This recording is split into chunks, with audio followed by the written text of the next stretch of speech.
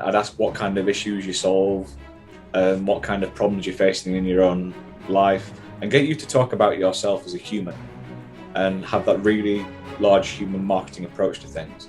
And every time you go into a room and every time you have a conversation, see how many people you can give 3 leads to. And my high score is 1 person and 50 leads in 1 conversation. Whether you're a business owner or a solopreneur or an entrepreneur, or you work with nonprofits or whatever it is you do, there's something that we can do to take our life to the next level, to experience more joy, to experience more fulfillment. And the individual that we're going to be talking with today, his name is Simon Town. And he is a very interesting guy, very interesting, very charismatic, because he's doing a lot of different things in the world right now. He's reaching people from all different continents. He's making quite the name for himself in the nonprofit space, the networking space, the marketing space, all these different areas. But among all of that, he's just a great dude. So I'm pumped for you to hear from him. And for those of you who don't know Simon is a global networker, a mental health advocate, and the founder of the Roots of Yggdrasil, a UK-based nonprofit that supports physical health issues through exercise and nutrition. Simon, it's a pleasure to have you here, my friend. It's a pleasure to be here. I've never had anyone say so many nice things about me before. For some reason, I doubt that, because let me tell you, man, I've known you for a week and a half, 2 weeks now. I met you at the Level Up Your Business event. And let me tell you, one thing I respect about you is you made an attempt to join the event. It was 7 p.m. our time, Eastern Standard, but it was like 1 a.m. for you over in the United Kingdom.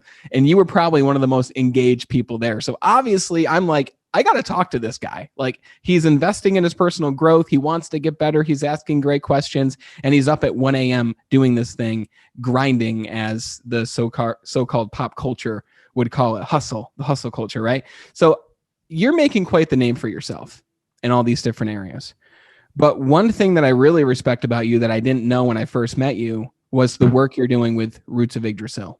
And you're doing a lot of beautiful things, man, helping people with physical and mental health ailments and just helping them to live a better life. So I have to ask you, where did this name, the Roots of Yggdrasil, come from? So we first off tried to call ourselves Roots because we wanted to be a grassroots organization.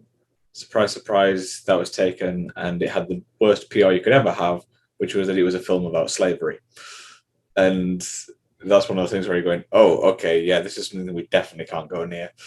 Then we looked at calling it Yggdrasil, which turns out to be a brand of theme parks and an import-export company. And I just thought, there's no point in trying to argue with that. So we went with Roots of Yggdrasil. And the reason we went with Yggdrasil is I live in a place called Scarborough at the moment, which is Old Norse, was Skarsberg, which meant stronghold. And Yorkshire, where I live, a lot of Viking history. We have the Viking Museum, the Jorvik Centre, as it's called here. And I like history and mythology, and I find that the stories within it are fascinating. But when you look at the fitness industry in general, normally they look at things like Spartan Fit or Centurion, Roman, Greco, and it's always quite aggressive sounding.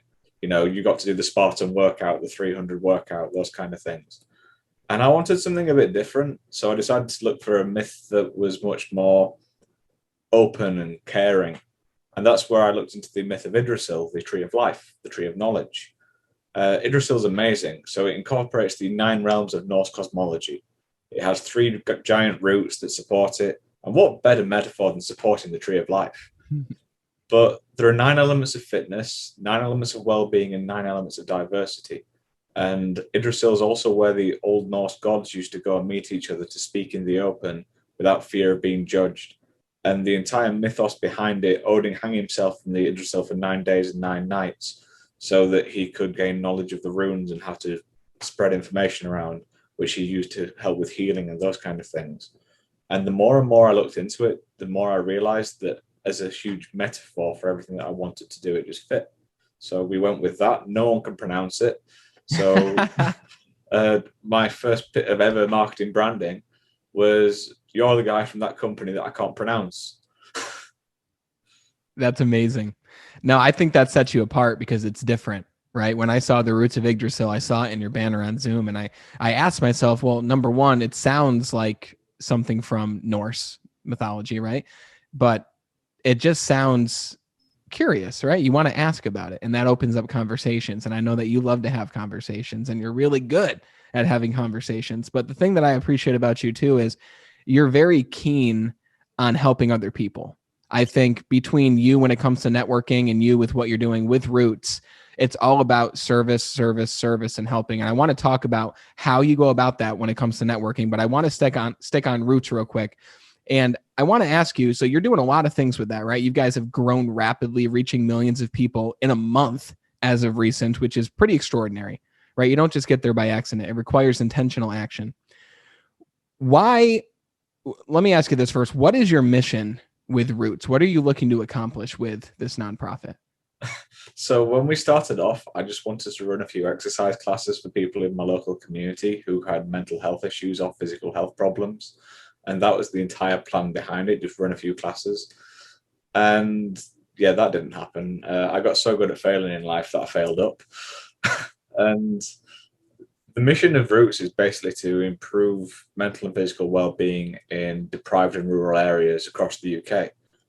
But now that the world's got smaller with COVID and everything's moved online, I realized that by producing online resources, PDFs and things that can be distributed in other areas, that we were providing a service that was higher quality than most companies do.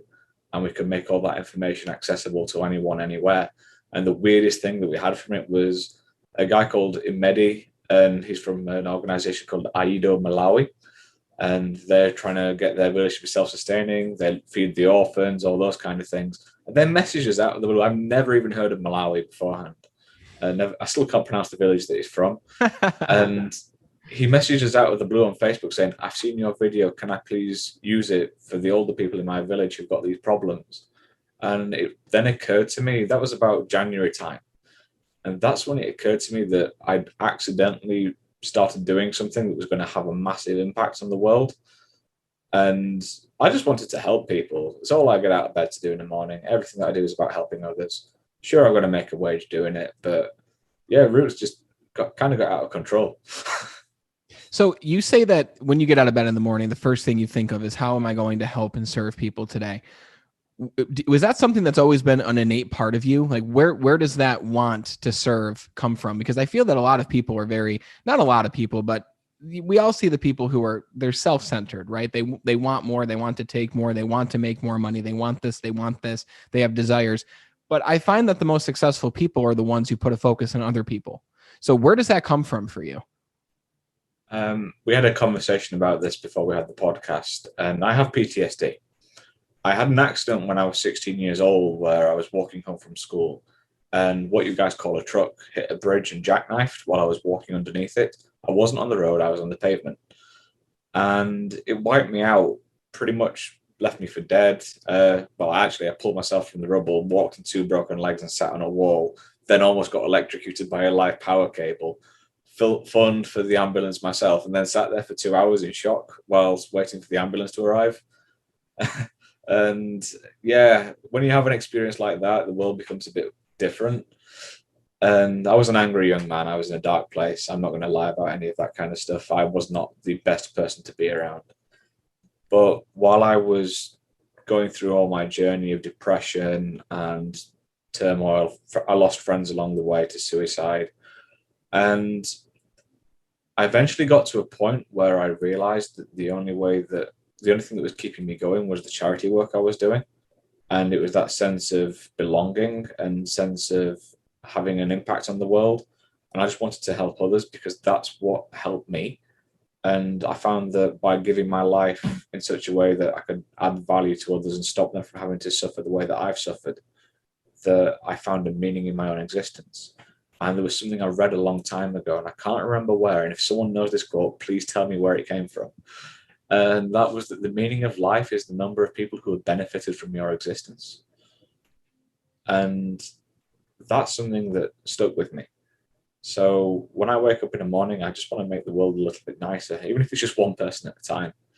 And yeah, it was never planned.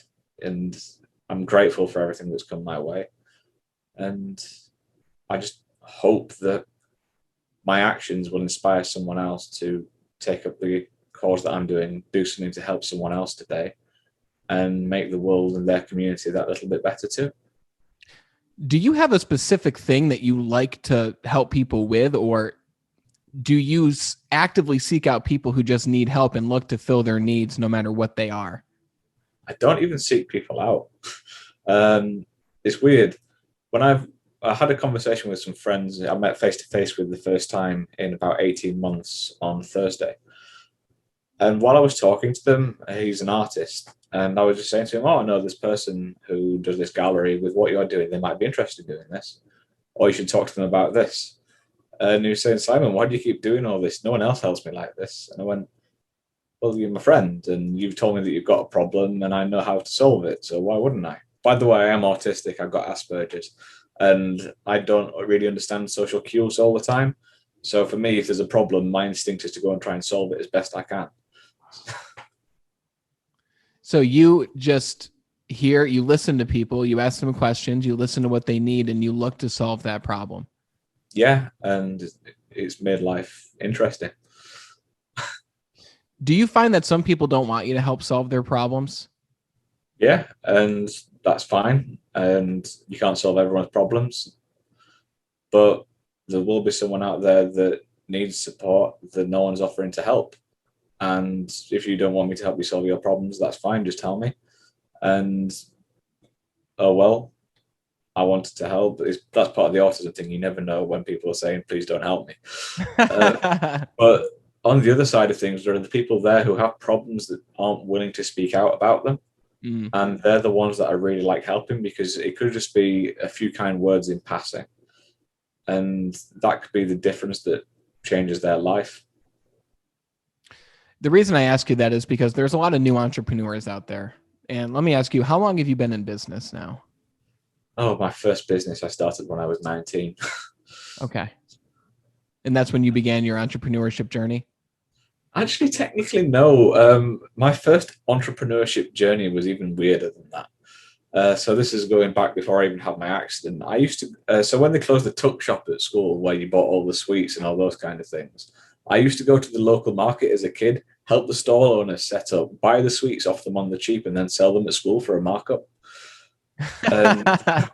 That was my first ever income stream. And I got to the point where I was making quite a lot of money off of that. And fortunately, I would never been enough to pay taxes because I was, 12, 13. And the second weird thing with entrepreneurship, so I did my degree's in ecology. I went on the IBM Business Challenge when I was 20 years old with the university team. And I broke it. So this entire challenge was based around tourism, and they gave you a scenario where you had to run a hotel in Malaysia, and they gave you all these data points. Do you want to run a hostel? Do you want to run a 5-star hotel? Pick the site that you're doing for. And I broke the challenge because the challenge hadn't taken ecotourism into account. So the way that I broke it was, let's build a 5-star hotel next to where the elephants are. And they said, that's the worst possible combination you could have. I said, no, that's the best possible combination you can have. Because they're the people who want to go and see the elephants in style. They're the ones who can afford to go and see the elephants. Your backpackers are the ones that are going to go to the beach for the drinks. Your super rich are the ones that will be going, let's go there, see the elephants, and stay on the nature reserve. And you know, the thing about you that I've noticed is you have an innate ability for sales. I mean, that story that you just told me, you'd buy the sweets and you would sell them for a profit. You have an innate ability for sales, but you also have a want to help other people. And I believe when you combine the want to help people and service and sales, selling a message, yourself, a product, when you combine those two things, you've got a powerful recipe there. And I feel that a lot of new entrepreneurs, the ones who are meant to be entrepreneurs, because I believe that a lot, it's like a culture out there now to want to be an entrepreneur when it might not necessarily be for the person. But I feel that a lot of entrepreneurs, they want to help people, but they just don't know what to help people with. They don't know what problems to help solve for them. You obviously grew up in a sense in this fitness world, right? You've been athletic, you help people with physical ailments, mental ailments, all these different things. So what would you recommend to somebody who wants to go out there and help solve a big problem? Like, how have you found all these different problems that you help people with? And what would you recommend to somebody? Oh, my first piece of advice to anyone is, if you open with an elevator pitch, I stop listening. this is an American thing. You guys use your elevator pictures all the time, and none of you listen to anyone. And the way to turn it on its head when talking to people is, I will never tell you what I do for a living. I will ask you questions about yourself. I won't ask you what your job is. That is one of my big no-nos. So, for example, I wouldn't ask you about your podcast as such. What I'd do if I was talking to you and meeting you the first time, say, so how did you get here? Do you know anyone? And then I'd ask what kind of issues you solve, what kind of problems you're facing in your own life, and get you to talk about yourself as a human and have that really large human marketing approach to things. And try and discover what your message is, what you're looking for, what your wants and needs are. And then I'll keep my ear out. So, for example, if you told me that you're struggling to get your message across to people, then what I would do is I go, oh, well, you need to talk to Mike Verrett because this is what he does. He helps you get your messaging in place. If you told me that you were trying to get onto a podcast, I say, oh, you need to talk to Brandon. This is the kind of podcast he's doing. Is this the kind of thing you're looking for?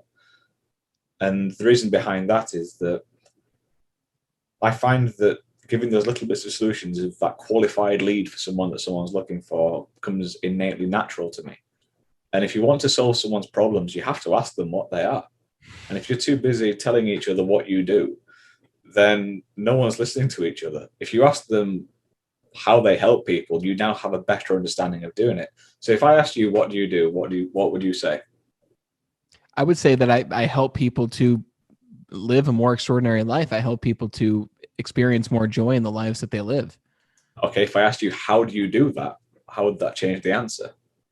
I talk with people like you who bring that information because I don't have all the answers, right? But I know that by bringing other experts onto the show, I can create events and experiences that one person, me, wouldn't be able to do. So by doing that, I have to meet people like you, right? And I have to bring everyone together to share their unique message. And I have to learn about you first in order to even bring that message to my audience. And don't you think that by changing that conversation in general when networking, that you're going to get some much more open answers that give you an insight in how a person thinks and who they are as an individual? Yeah, it's a more human experience for sure. I mean, even just not asking, what do you do? What do you do for work? I feel that a lot of people place their identity in what it is they do professionally. And for years, that was me. For years, I placed my identity as a sales trainer who trained new salespeople. And my identity, everything I did was attached to that. I would think about it all day long, when really that's just one of the things that I do, right? Like, I'm not a podcaster. You're not a networker. You are the leader of a nonprofit. You help people with this. You do that by the means of talking with people and building connections, but that's not all you're reduced to. We are much more complex as human beings. And I love how the first thing you said was I ask questions, right? When we talked, it was an equal exchange, right? I asked you questions and you asked me questions, but it wasn't telling. It was seeking answers based on our own curiosity to learn about the other person and learn about what each other are doing. And I feel like you can only have that curiosity genuinely if you're truly interested in other people. And when I first started my personal development journey, I don't know, have you read the book, How to Win Friends and Influence People? No. Okay. I think you would really enjoy that book. It's by Dale Carnegie. And ultimately, like, you're living the book right now. You're living the book. Seek to understand other people, not to be understood. Right? Listen more than you talk. Those are essentially the principles of the book. And that helped me immensely in sales. But really, it's not just helped me in sales, but it's helped me in life. Right? So I guess, when did you discover the value of having these real conversations with people? When did that begin for you? And how did you stumble upon the power of networking and building these relationships? So when I was doing my personal trainer qualifications, I was an undergrad looking to do it to fix my own issues. And the guy who was teaching the course gave us the best piece of advice that I've ever heard from someone. And even to this day now, he said, what you want to do is go around and collect loads of business cards from your hometown so that if your client's looking for anything, you can find it for them and make it convenient for them, because then they'll keep coming back. Who gave you that piece of advice? Oh, good grief. I can't even remember his name anymore. There's such a show. His name was Sean. I can't remember his last name, but he wrote all the courses at the time on personal training. And he was a wonderful human being. I remember that he was a competitive cyclist. And I remember that he always greeted everyone with a smile and he never judged anyone for anything. And he was just so approachable and he always made you feel the center of attention by asking open questions. Now, when you're a personal trainer, you're taught to ask your clients open questions because you become like their therapist. You're the person that they trust with their body, their physical health, and you've got to find ways to get information out of them without pushing them. And all I did as I gained experience was grew that network organically. So he started off talking to local beauticians, local hairdressers, finding out what the rates were, finding out what kind of offers were going on, and then signposting people towards them. Eventually, someone's looking for an accountant or something like that, and you just happen to know an accountant because you're working with someone who is. And then it became, oh, I'm looking for a more specialist personal trainer because your service is on what I'm wanting. And the way you maintain the relationship then was going, actually, go and talk to Jamie or something like that. He's a specialist in obesity and diabetes. And it was a way of keeping best practice going. And it just became organic. And then eventually I got to the point where I met my first real mentor, a guy called Keith Madeley, about 4 years ago. And his job title is Mr. Yorkshire. I love Keith to bits.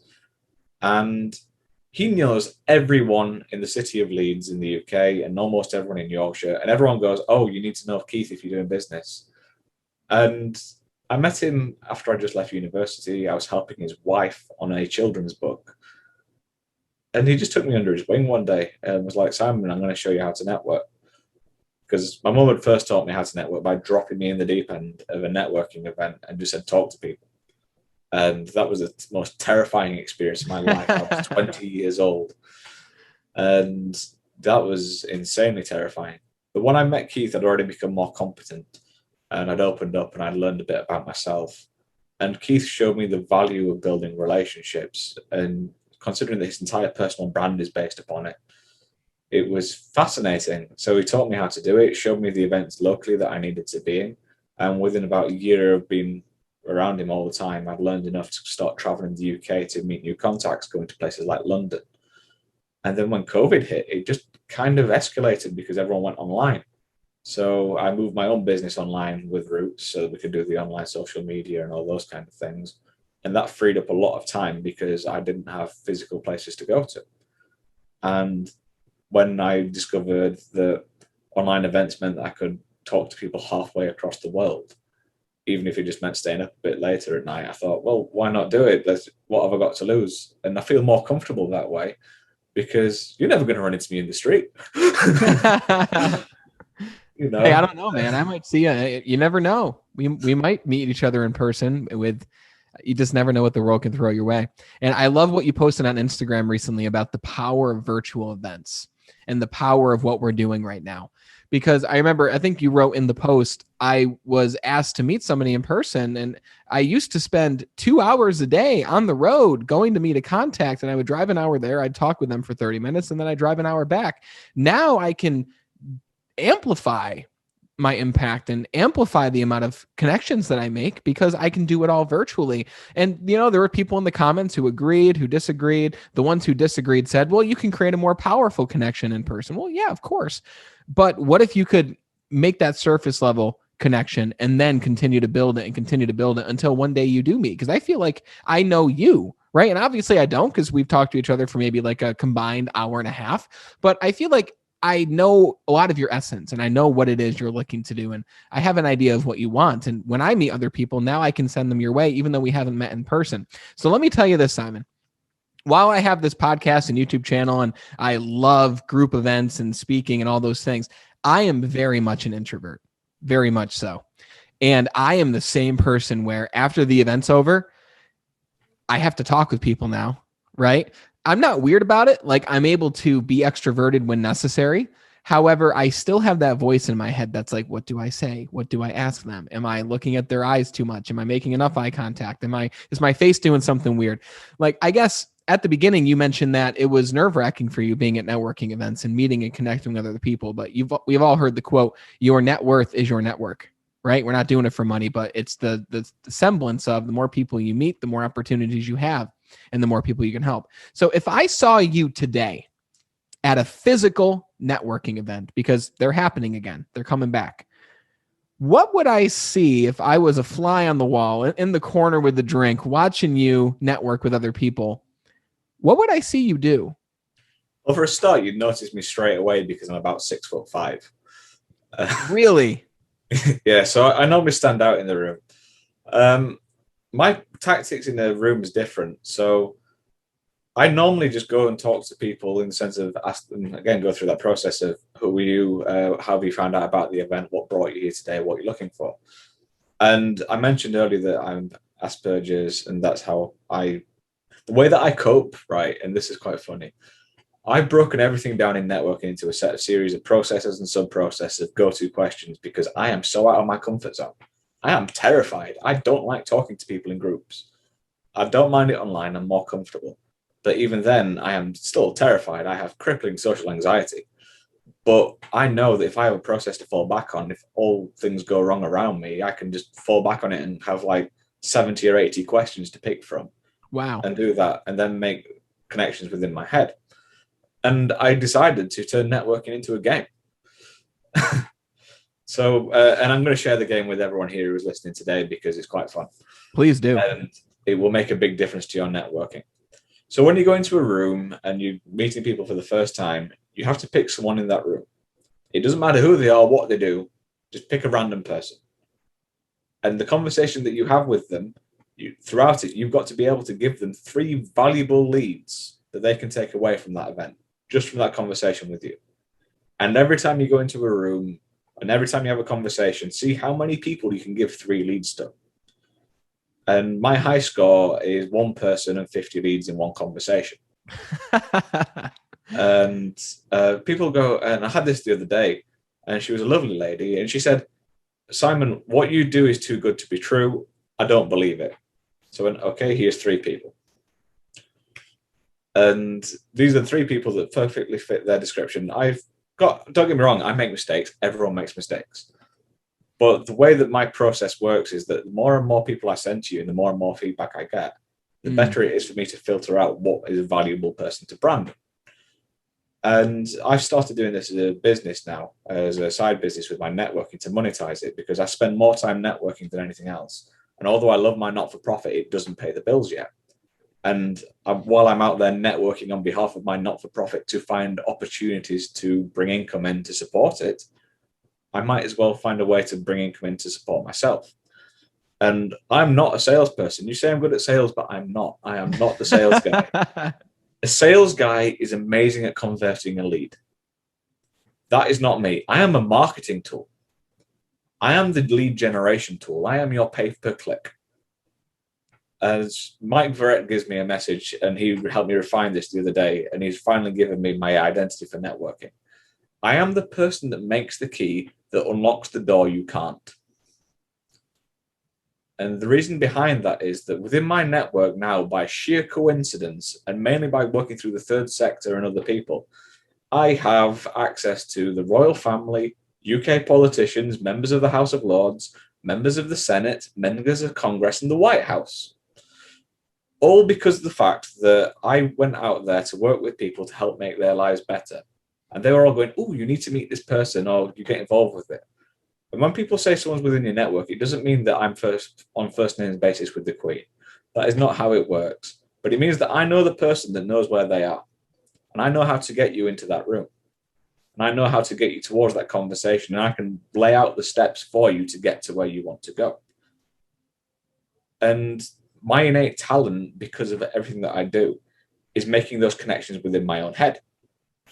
And I want to share it with people, and I'll help as many people as I can.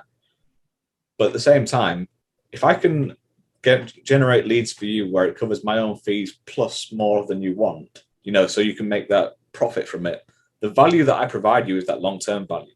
So if your client is worth, say, $5,000 per client, and I can bring you 3 clients per month or potential clients per month that are already 50 to 60% towards being converted, then what's more valuable, that or a LinkedIn campaign that might generate 12 people, of which one of them is interested in your actual service? Yes. because you're bringing in the human aspect to things. So this idea of leads and in your high score being 50, which is absolutely, I can't even imagine what that conversation sounded like. It's like, you need to meet this person, this person, this person. Okay, so you're listening to somebody, right? You're asking them questions. In your mind, this is a game. And by the way, a lot of people are like, but won't it sound weird if I ask a lot of questions? Listen, I've been in the world of sales for a decade now, right? Since I was 18. So almost a decade. I'm 27. And what I found is we're in our own head more than ever because people aren't thinking about you. People are thinking about themselves, right? So when you ask them a question, they feel heard, they feel understood, they feel respected, and it makes people feel good. And another thing I've noticed about you is and this is no pressure on you for the future, but I feel that every message you send me has some form of value inside of the message. Like it's some form of compliment. It's some form of uplifting message. Like I feel that you're very intentional about the way that you communicate, and you don't just throw something together quick and send it. You think about it first and you're like, well, how can I add value even in a 10-word message? And it might just be because you're a great person, but it's also might be because you're intentional and you think about what you want to say before you say it. So now that you've listened to me and you've asked me questions, you've learned about me, right? What does it look like when you now send people a lead? Because now we're talking about the mechanics here, the mechanical part of the game. Tell me what that looks like and how you do that. So the way that I send the lead is very intentional, and it's broken down into basically a 3-step process in itself. Everything with me falls back to processes. Autism is wonderful for that. It's not good when your processes break down because that's when you end up with suicidal tendencies. But what I do when I send an email out is I will introduce them. So it'll be like, hi, Brandon. And I'm going to use Mike Verrett as an example because I've already sent him through to you as a lead. It's, hi, Brandon, this is Mike. This is what Mike does. This is how he helps people. And this is what Mike is looking for. And this is the conversation that I think you could have. And then I go to them. If you want me to stay involved in the conversation, or if anything happens, you need some help, please keep me informed and I'll send a follow-up later date. So basically the conversation, so my steps when I'm working with people is this. I go out and I'll find you the contacts. I will introduce you to the contacts and I will help manage the relationship until it gets to the point where it's beneficial to both parties. I'm not someone who will go out there and send you 50 people and it won't be of value to them, because that's what a traditional sales guy would do. What I go out there and do is find 3 or 4 people where what you're both looking for is what the other one's providing. Because I have 4 pillars when I'm making introductions, and I have a different sense of what's valuable to what other people have as valuable. A lot of people say that qualified leads is the most valuable thing, and that is in the short-term basis, in my opinion, because everyone's trying to make money.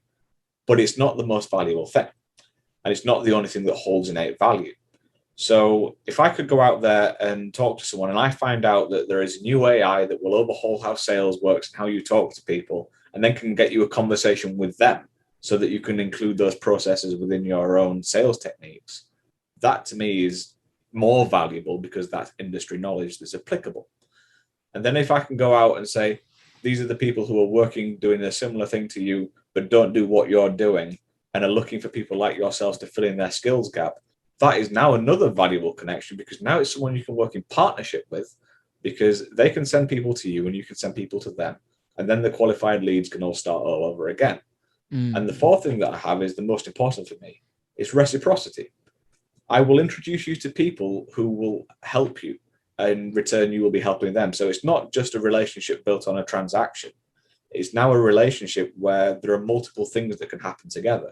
So I might send you a client that is looking to buy what you're doing or go on your podcast and fill your need. And then they're probably doing something that you're wanting as well. And then there's a relationship there in the long term between the two of you, because you can work together to accomplish a new challenge. What kind of doors have you seen open that were accidental doors that have opened based on the people that you've met? I'm going to use 3 examples that happened this week. Wow. And these are opportunities for myself. And this is actually one, if anyone's out here, by the way, wants to sponsor a racing car, let me know. They're looking for about 100,000 euros to €500,000, and you will be on a racing floor for the first ever Indian driver in the German Grand Tour. Wow. And yeah, so I've got a meeting with his father on Monday to find out if I can help him find sponsors. So that's a door that's opened that I never thought would be. Sports wise, I'm meant to have a meeting in the next few weeks with a guy called Louis Sahar, who's next Manchester United player, an ex-Parisian international for the French football team, to start working with him on helping him develop a strategy to get into companies so that he can sell mentoring services with other celebrities and footballers and entertainment professionals. So that's another opportunity that's come along. And this is how weird my life is. And the one that I'm proudest of is that by working with a guy in Paris, I've managed to get a guy from America through me to him in Paris to be doing the messaging for the French Olympic basketball team. Wow. And that all happened this week. That happened this week. That was just things you never would have expected. That was from one conversation. Wow. Unbelievable. I mean, just think about even if you continue on this trajectory, which I know you will, imagine what doors will be open that you could never have imagined 5 years from now, 10 years from now. Well, I'm going to give you my favorite example of this now. I met my girlfriend networking. She's coming over from Croatia to visit me. She will probably be listening to this podcast. Hi, Dina. Amazing. She's like the woman of my dreams. And I met her networking. And that's the door that I never expected to open. And it's probably the best door I will ever open. Wow. Dude, this is giving me chills just hearing that. Like, of course you met her networking. Like, where else would you have met her? I mean, that's what you do. It's absolutely incredible. Because I got to tell you, before I met you, like, yeah, other people I know have talked about networking and the power of it. But I've always asked myself, because I'm huge on time, right? I've always asked myself, well, I'd like to talk with more people, but I have all these other things I can be doing. And I think you've helped me realize most of all that I've actually been doing the wrong things, right? I've been doing the low priority tasks when really I should be meeting more people. And that day at Level Up Your Business, when Christine talked about networking, and then when you asked your questions, and then I followed you, and then we had that conversation. I mean, look at the doors that opened there. This is happening a week and a half after that. I never would have expected this conversation would have happened. But you've really opened up my mind to all the opportunities that I've been lacking, but also all the different relationships that I now don't have because I didn't pursue them, but now I can pursue it and create those relationships. Well, the other thing as well, and this is something that I'm going to bring up on air now. When I've had these conversations chasing up the leads, for instance, Louis Sahar and the race driver, who do you think I will be putting them in contact in America to get their voice to be heard in America? Tell me. You. Because, for instance, I introduced you to Dr. Rob Bell, the sports psychologist who worked with the PGA Tour. Now, with what you're doing and the mindset that you have, and although it's a leadership and be better, I'm a firm believer that sometimes you need to bring these people on from different industries. I mean, race drivers, footballers, golf professionals, sports professionals, they all have stories to tell. And this is my background with the sports psychology within personal training that comes in. Those principles that make you an amazing athlete, that make you someone who can train an amazing athlete, and make you push yourself to be the best within a sport, they are the same things that you apply to your business and you will thrive, because the same mindset is goal setting, it's holding yourself accountable, it's visualizing what problems can come up and working around them. And who better to embody this than those who have been at peak performance in sports, because they've gone through all that. And the ones who make it are the rare ones who've got the skills and the attitude and the support to get there. Yes. And I think when it comes to entrepreneurial side of things, we always have to remember this. There are millions of entrepreneurs out there. If you're going to be an entrepreneur that's successful, you've got to make sure that your mindset is in place, that you have processes in place to fall back on when things go wrong, because they will go wrong. Everyone's going to have a bad day. Everyone's going to have a bad week. It's picking yourself up and keep moving. And who better to help you with that than those who are already at the peak performance and can tell you how they got to where they are, where they went wrong, and how they overcame it. Absolutely. Yeah, no, I would love to speak with more individuals like that because I do stick mainly to the business realm. Although I'm sure that everyone listening wouldn't mind hearing from somebody who was a high performer in sports or in really any industry because like you said, the principles all relate. And one of the final questions I have for you because of your background in fitness is what correlation has fitness and health played in your life when it comes to how it's related to your business and practically everything else that you do? I'm an ultra marathon runner. I used to be a competitive athlete with rugby and boxing, but now I do a lot of ultra marathon running, and it makes you think. And I use it as a way of processing everything that's going on within my week, of overcoming goals, overcoming hurdles, and those same principles of I want to be doing this in a year's time. I apply those exact same principles to my daily life. And the competitiveness that I get from the boxing and the rugby, they drive me forward because I don't want to be the best at what I'm doing. I want to beat myself. And I don't like pulling people down. And what I love about sports, look at boxing, for example. When you see boxers fight, they have all this stuff beforehand. That's marketing. It's really good marketing. They don't really feel that way about each other. I'm sorry, but there is no real beef in boxing. But they build that momentum for it. And then afterwards, they respect each other. And then they hug each other and they try and build each other back up. Because it's all about the journey and that shared experience. And it sounds stupid, but when you've gone toe to toe with someone in a ring, there is nothing that will bring you closer because it's like you're learning who that person is. And a lot of the friendships that I've had from sports, they've made me who I am because rugby is a team sport and it makes you used to getting around people that you're not always going to be comfortable with. You have to deal with situations that aren't under your control, a game changes. With boxing, it's all on yourself. But again, the other person, if you mess up, the other person's going to hurt you. And you learn quick because you don't want to get punched in the face. Mm. And what better metaphor for life beating you down than physically getting punched in the face? And then when it comes to ultra marathon running, that's when you're fighting your own mind. That's when you're fighting your own body. You've got to plan around it. You've got to think how to avoid injuries. You've got to lay it all out in front of you. You've got to imagine those mountains that you're going to be running up. You've got to imagine how hard it's going to be. And then when you get to the point where you no longer want to go any further, you have to continue through it. And that's how sports apply to business, in my opinion, because it's the mindset behind the sportsman.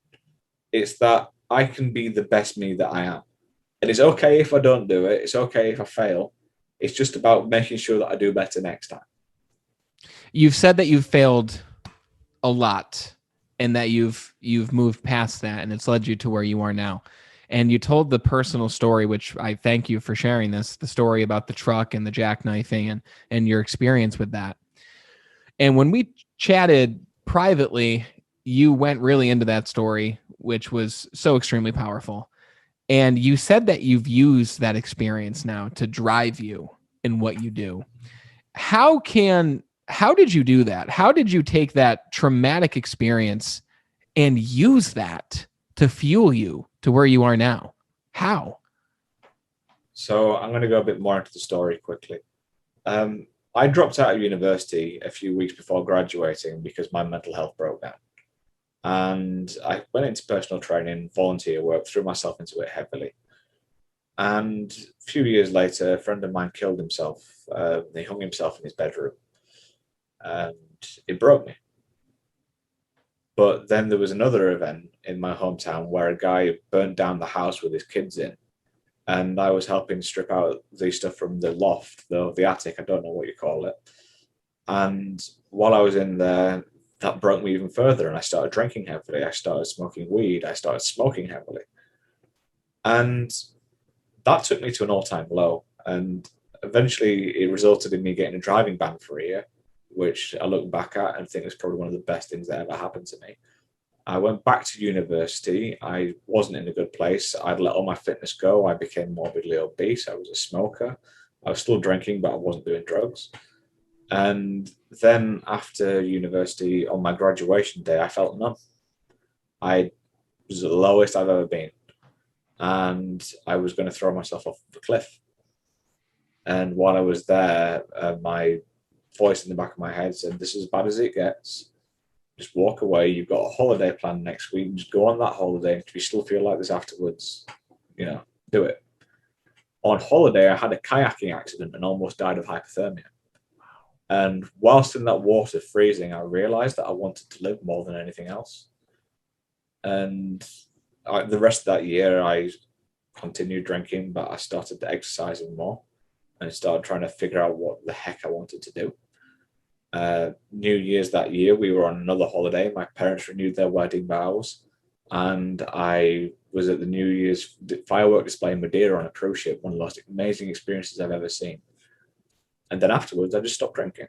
I've not touched a drink since. That's been about 4 years ago. And that year, I started exercising more and started getting everything back in order, started trying to figure out what I was doing with my life. The next year, I stopped smoking. And suddenly, I started continuing with the gym a bit. I was doing strongman stuff as well. So I am one of those guys who's naturally just strong and can get really strong really quickly. But then when COVID hit, it was really interesting because suddenly my entire coping mechanism, which was going to the gym, had broken down. And I was there going, oh, what do I do? So I took up running because it was free. I knew that no one could ever take that away from me. And I fell in love with it. And the reason that I wouldn't give it all up is that look at where I am now. I'm sat here talking to a guy halfway around the world, doing on a podcast, talking about all these amazing things and these amazing people that I'm meeting and these amazing connections that you would never dream that you would meet. This is not real. This is some sort of, I have imposter syndrome bad, by the way, but this is not real. This doesn't happen to people. My entire life is like a really bad Hallmark movie, including the beautiful woman that you meet at the end. And it's just, I wouldn't take it away because I've helped over 1 million people just because of that accident. I've done things. I've seen jungles. I've traveled the world. I've had amazing experiences. And I think PTSD is not a bad price to pay for all this. I think that if I hadn't have gone through that experience, I'd probably be working at a shop right now or doing some research in a lab or somewhere. I won't be doing any of this. And I'm a firm believer that you take your biggest weakness and you turn it into your strength. Because everyone always said to me that, your biggest strength will always be your weakness. So I decided to flip that on its head. Yeah, that's so extremely powerful. I talk a lot about purpose, and one of the aspects of purpose that I talk about is the one thing about you that is different from every single other person you're going to meet, and that is your story. That's your origin story, what's brought you to this point. And once we can take the trauma that's happened to us, and listen, like some people have had it better than others, right? But we've all gone through traumatic experiences of some sort. We've all gone through pain. Once we can identify that and attach a different meaning to that, I think the key word here is meaning. That's when we can use that experience to drive us, right? For me, that was being extremely overweight. It was being rejected. It was falling into credit card debt and being in financial throes and all these different things. And for you, it was nearly losing your life, right? In several different ways. It was from losing people close to you. So when we can take that pain and use it, I think that's where we can truly help and serve other people. Because if you didn't have those experiences, like you said, we probably wouldn't be talking right now. There's a podcaster who's a Brit who lives in Canada called Paul Rogers. And he talks about these kind of things a lot. And I had a conversation with him about 5 months ago now. And it's a conversation I will always remember. And it gave me something that I take forward with me to this day. And that is that your tragedy is someone else's survival guide. That's so true. And with COVID, people like myself and yourself who've gone through challenges, we've survived them. We've made it through the other side and we're building from it. And COVID's left millions dead around the world, millions more with irreparable damage to their livelihoods. Unemployment rates everywhere are skyrocketing. We've got graduates all over the place who can't find jobs because they don't exist.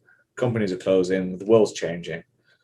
And those of us who've lost everything or been through struggles, we're the best placed people now to try and offer some insight on how you can get through it. because we've made it through the other side of our own problems.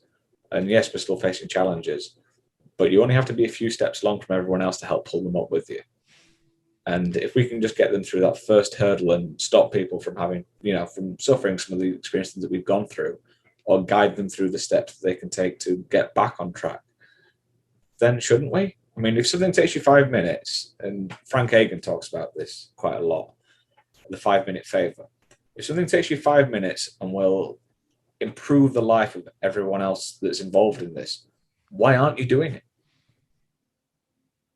I can't think of a better place to end this conversation than that. But before we do, what are you working on next? All these things that you've done and are doing, what's next for you, and how can we find you in the future? Well, you can find me on LinkedIn. I plan on, as I said, I'm monetizing my networking now. So I'm basically people's personal marketer. But I've got loads of stuff going on. I'm working with a few guys to set up a virtual marketing agency that basically solves people's problems and gets you the world experts and gets you straight through to them, because why not? It's a bit of fun, and they're a lovely team. I mean, we've got a former executive of the state of Illinois. We've got the guy who was the face of Hasbro for 8 years. We've got my girlfriend who's a world-class copywriter that can do LinkedIn copy better than most people. We've got a CX expert, and we've got all our networks around us. I mean, within that network, we've got the guys that design Dungeons and Dragons, for goodness sake. And people who did concept art for things like Star Wars, Disney producers, all that kind of stuff. Why not? I'm working with a guy in Canada to do an app that will basically automatically help people figure out why they have muscular back problems and then tell them how to solve it, so that we can try and cut the low-end market out of physiotherapy and make it accessible to as many people as possible. Working with a couple of charities in Ohio to try and improve the education system through teaching people going into crafts how to look after their backs and posture. And yeah, my life's weird. And you're working on some courses too, right? The networking course? Yeah, so I already started running workshops for anyone who's interested in it, or one-on-one coaching for it.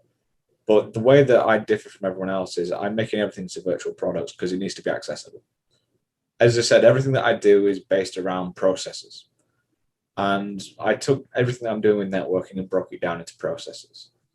And the reason behind that is that anyone can replicate a process and you can adjust it to meet your own personality and your own needs. Now, as someone who's a high-functioning autist, as people describe me as quite often, and doing all these things with social skills, who naturally has no social skills and does not understand body language, does not understand basic social cues, if I can take that and do it, what do you think those of you who don't have these problems could do with that knowledge? I mean, you've trained tech sales teams yourself. If you could turn your entire sales team into a massive lead gen campaign instead of actually having them doing the hard sales, what difference would that make to a business? Astronomical. I think online's amazing. I love the online world. We're having this conversation now in the online world. But one of the things that we've all forgotten is the power of being human. And I think that COVID's taught us that people want to buy from people. People want to be with other people. And most importantly, that something like a pandemic can get anyone anywhere in the world at any time. We're all in the same boat for the first time in a long time. And now we're at that point where we have to decide where our future goes. And I don't know about you, but I want our future to be something where people support each other and rebuild. And the best way of doing that is giving everyone the power to communicate with each other on an equal footing. Well said, brother. Well said. Everyone, I'm going to have a link in the description to Simon's website. I'm going to have Roots of Yggdrasil in there as well. I'm going to have a link to his LinkedIn so that you can connect to him yourself if you want to continue this conversation. Simon, it was a pleasure speaking with you, brother. Thanks for taking the time and sharing your experiences, your stories, and all these processes and tips and everything when it comes to networking and just being human on this journey to living a better life. No, thank you for having me. Yeah, I never thought I'd be on a podcast halfway around the world on a Saturday afternoon. But because of everything you talked about, that is the reality. So thank you very much, my friend.